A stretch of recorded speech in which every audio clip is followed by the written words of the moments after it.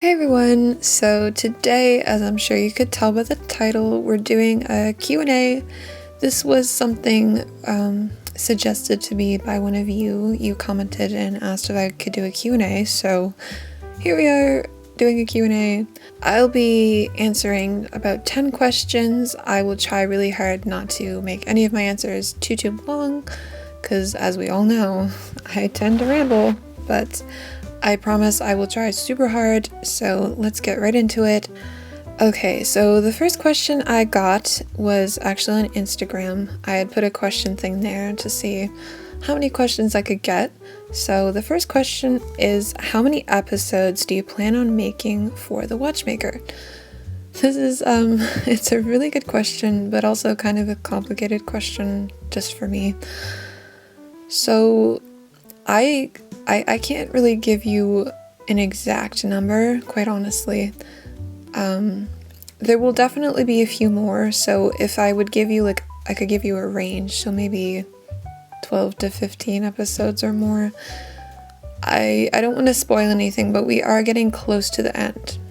I'll tell you that much, and that's all I can tell you, is we are getting close to the end. So I just don't know exactly how many more episodes it will take me to bring you the final end of the story. So I'm just gonna make like a estimated guess at about 12 to 15.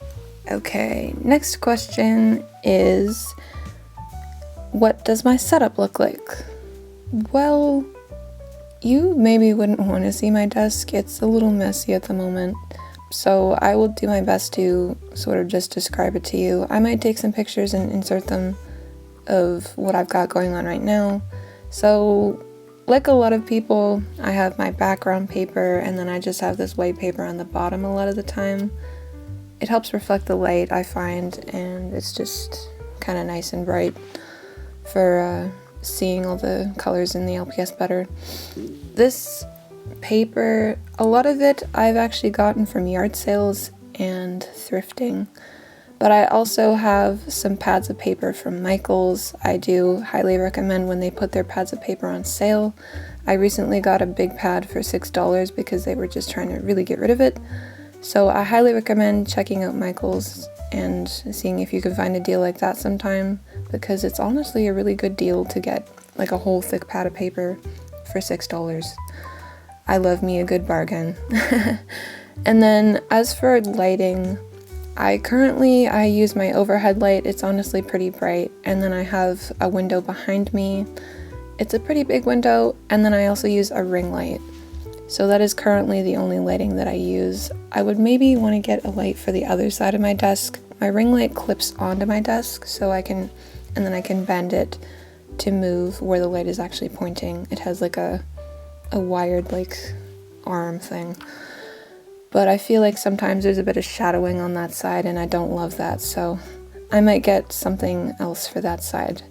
And I also want to say, in no way am I necessarily saying that this is the best setup of all time, because I'm sure there are many other great options and setups that all of you have.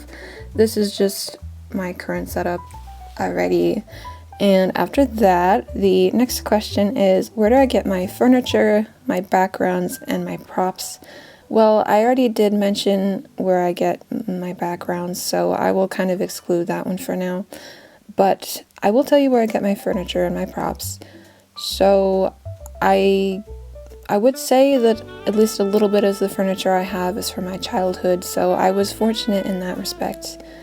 I've also managed to get a bit of furniture from some of the LPS lots I've bought over the years. So I do recommend, if you can find a lot that isn't crazy expensive, that comes with some furniture and maybe some pets, it might be a kind of cool idea to jump on that. But it is totally up to you. I haven't bought any authentic furniture in a while. I find it can be pretty expensive. But enough about that. I think, honestly, the majority of the furniture I use is either authentically LPS furniture or I bought it from Temu. Now, I know there is maybe some controversy about Temu. Not everybody loves it, but I've been buying for a while, and I've slowly acquired a few, like, not a few, a lot of pieces. I think examples of that would be like some of the dining table sets. I have 2 of those. One of the beds that I've used with the like fur cover is not real fur, of course, it's fake.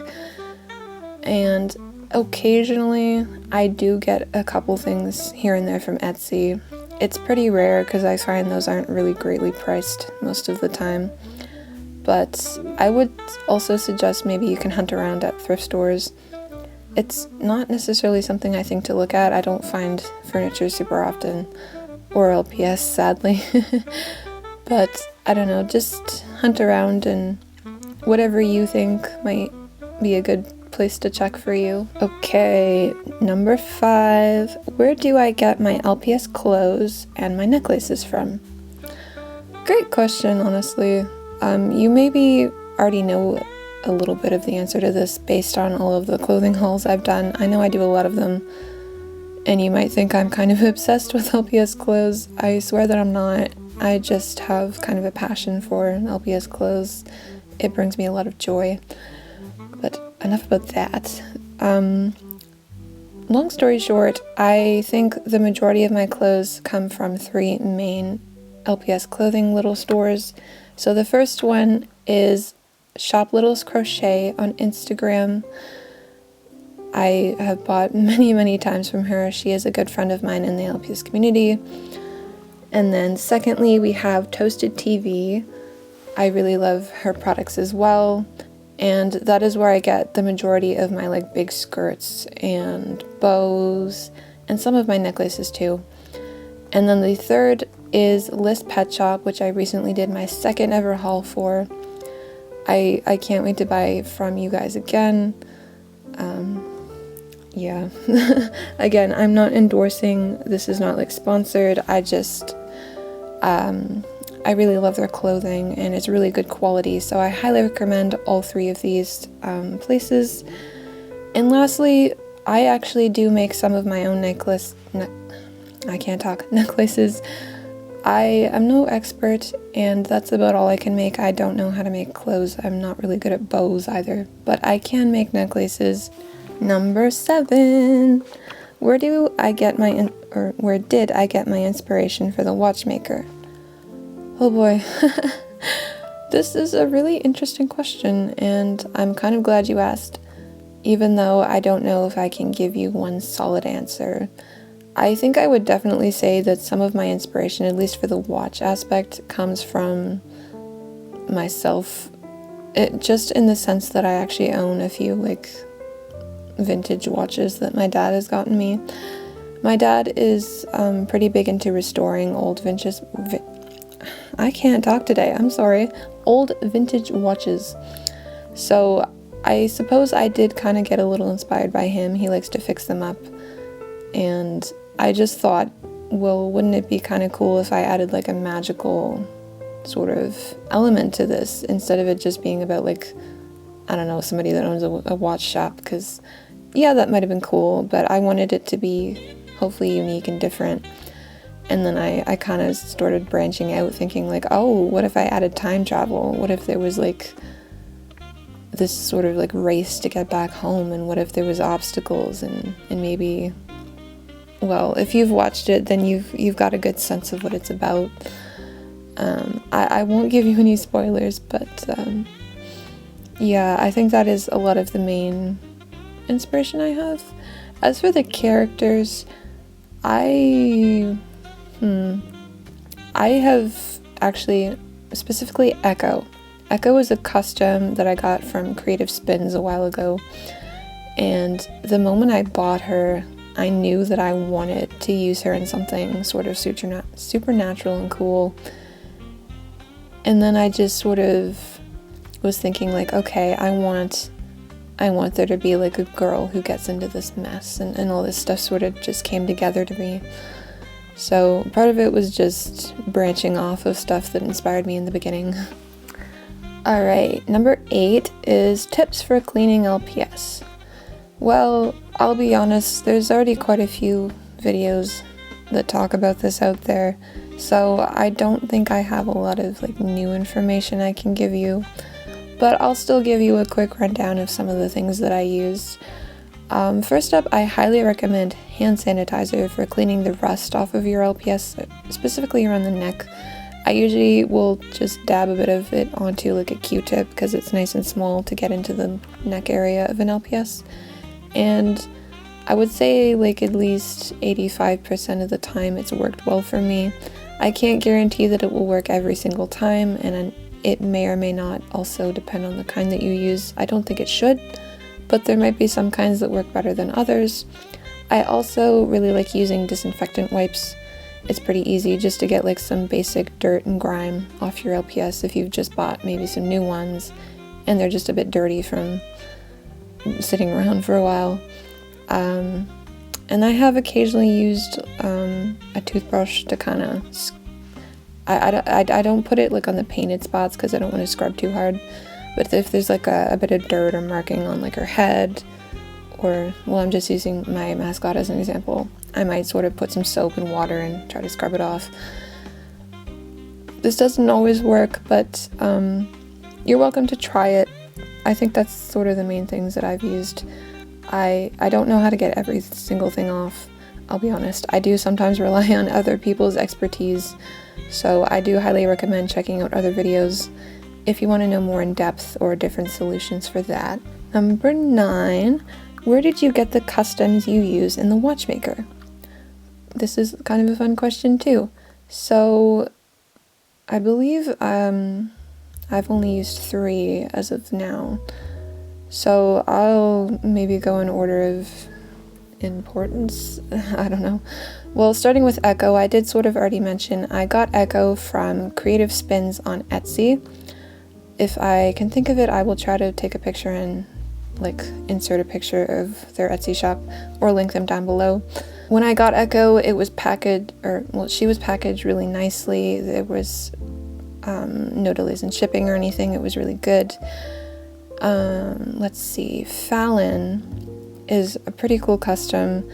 I was very fortunate and I got that from an auction on eBay from Hello Studios.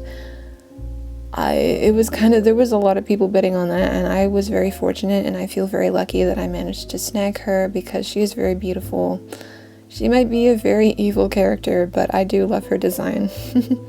And then if we think about, well, I don't want to spoil, so if you haven't watched all of my episodes, this is a mild spoiler, so please skip ahead if you don't want a mild spoiler. But my custom of Fallon possessing Andy with the purple eyes, you maybe saw, that I also got from eBay, but unfortunately I don't know the seller. It's the seller that doesn't really, it was like the only custom they were selling, so I don't think that they're necessarily known for customizing. I'm not even sure if they're the ones that made it. They might have been reselling it, so unfortunately I can't link them anywhere, but that is where I got it, so feel free to look out for anything similar. It is the second eye repaint that I bought from eBay, and I'm not sure if both of them came from the same person because I bought them several months apart, but I wouldn't be surprised. It feels like occasionally they just randomly come out with an eye repaint, and that's about all I know. And the final question is, who are your favorite characters from your channel? Oh, it's so hard to pick favorites. But I think I've mentioned before that August is just really special to me. She is one of my oldest OCs, and, well, no, I was going to say she's the oldest, but she's outweighted by Jack, who I haven't used in anything yet, but I did put him in my top 10 favorite LPS video, if you want to check that out. But yeah, August is just really special to me. She's just like my baby, which might sound funny to say, but I love her so much. And let's see. I would also say that I really love Felix. I really love acting out Felix. He's just like such a well, this is sort of a stereotype, but he's like a golden retriever. He's a golden retriever guy. He's just so caring and compassionate. And I don't know, I really love him. He's just fun to use in videos. He'll be coming up again soon. I do have a fun little skit with him and Valerie again. And I would also say, I'll pick a third one. We're gonna go with Echo. I love her design. She's a really beautiful custom. And yes, I'm not perfect at British accents, but she is supposed to be British, and it's fun acting her out. And she's just sort of like this brave front in the face of evil, and I just think she's really fun and cool. And that is that. So with all of the questions answered, that is the end of the video. Thank you so much for sticking around if you did until the end.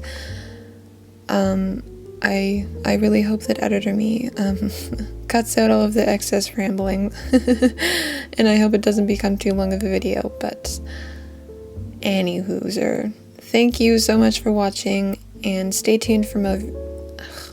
I cannot talk today. Stay tuned for more videos, and I'll see you soon. Bye!